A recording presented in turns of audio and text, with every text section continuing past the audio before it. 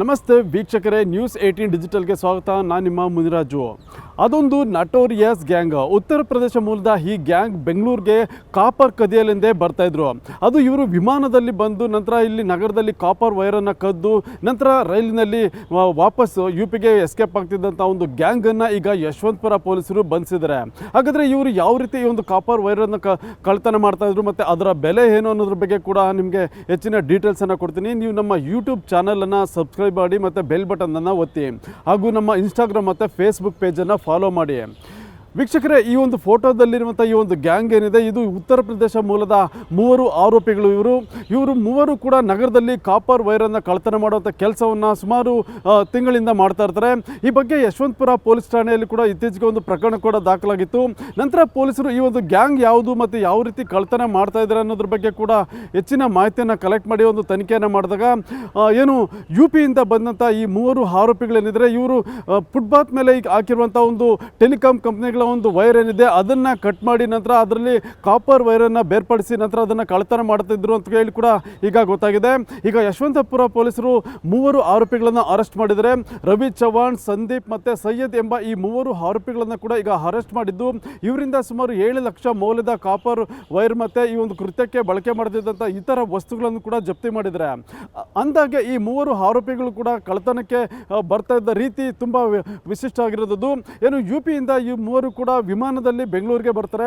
ನಂತರ ನಗರದ ಒಂದು ಪ್ರತಿಷ್ಠಿತ ಏರಿಯಾಗಳಿರ್ಬೋದು ಮತ್ತು ಹೆಚ್ಚಿನ ಒಂದು ಕೇಬಲನ್ನು ಯಾವ ಏರಿಯಾದಲ್ಲಿ ಅಳವಡಿಕೆ ಮಾಡಿರ್ತಾರೆ ಅಂಥ ಒಂದು ಏರಿಯಾಗಳನ್ನು ಸರ್ಚ್ ಮಾಡ್ತಾರೆ.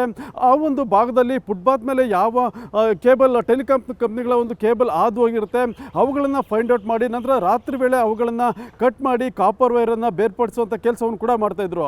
ನಗರದ ಯಶವಂತಪುರ, ಮತ್ತಿಕೆರೆ, ಸದಾಶಿವನಗರ ಈ ಒಂದು ಭಾಗದಲ್ಲಿ ಈ ಒಂದು ಗ್ಯಾಂಗ್ ತುಂಬ ಆ್ಯಕ್ಟಿವ್ ಆಗಿ ಕೆಲಸ ಮಾಡ್ತಾ ಇರ್ತಾರೆ.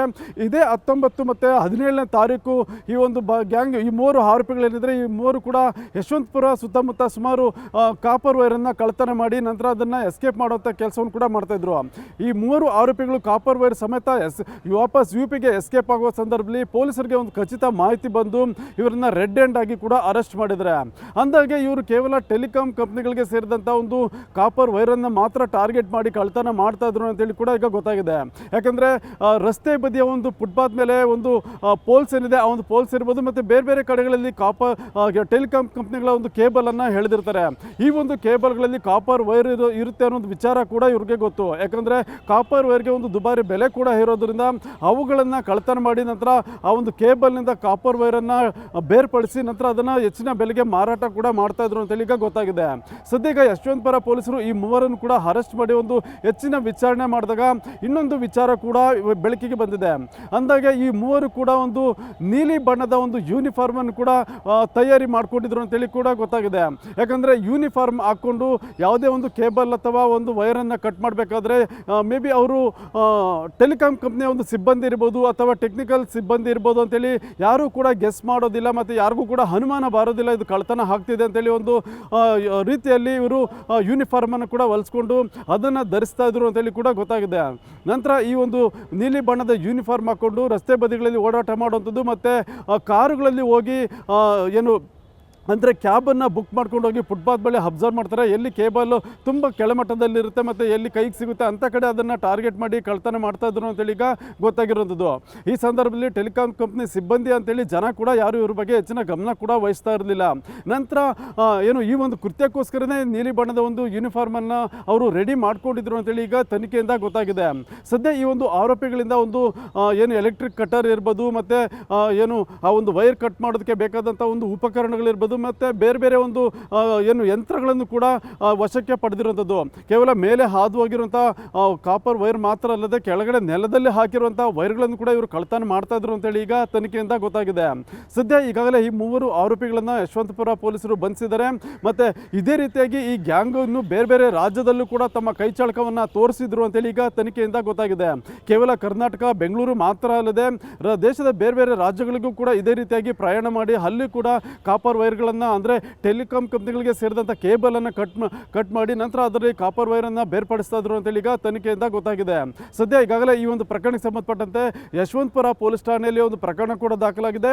ಮೂವರನ್ನು ಅರೆಸ್ಟ್ ಮಾಡಿ ಈಗ 7 ಲಕ್ಷ ಮೌಲ್ಯದ ವಸ್ತುಗಳನ್ನು ಕೂಡ ಜಪ್ತಿ ಮಾಡಿದ್ದಾರೆ. ಇನ್ನು ಉಳಿದಂತೆ ಇವರು ಬೇರೆ ಬೇರೆ ಕಡೆಗಳಲ್ಲಿ ಎಲ್ಲಿ ಈ ಒಂದು ಕೃತ್ಯವನ್ನು ಎಸಗಿದ್ದಾರೆ ಅನ್ನೋದ್ರ ಬಗ್ಗೆ ಕೂಡ ಪೊಲೀಸರು ಹೆಚ್ಚಿನ ತನಿಖೆಯನ್ನು ಕೂಡ ಮಾಡ್ತಾ ಇದ್ದಾರೆ. ಅಂದಾಗೆ ಏನು ನಗರದಲ್ಲಿ ಈ ರೀತಿಯಾಗಿ ಕೇಬಲ್ ವೈರ್ ಇರ್ಬೋದು ಮತ್ತು ಕಾಪರ್ ವೈರನ್ನು ಕಳ್ತನ ಮಾಡ್ತಿರುವಂಥ ಈ ಒಂದು ಗ್ಯಾಂಗ್ ಏನಿದೆ, ಈಗ ಈ 3 ಆರೋಪಿಗಳ ಬಂಧನದಿಂದ ಮತ್ತಷ್ಟು ಪ್ರಕರಣಗಳ ಮಾಹಿತಿ ಕೂಡ ಬೆಳಕಿಗೆ ಬರುವಂಥ ಸಾಧ್ಯತೆ ಕೂಡ ಇರುವಂಥದ್ದು. ಇದು ಇವತ್ತಿನ ವಿಶೇಷ. ಮುಂದೆ ಇದೇ ರೀತಿಯ ಸುದ್ದಿಗೋಸ್ಕರ ನೋಡ್ತಾ ಇರಿ ನ್ಯೂಸ್ 18 ಡಿಜಿಟಲ್ ಕನ್ನಡ.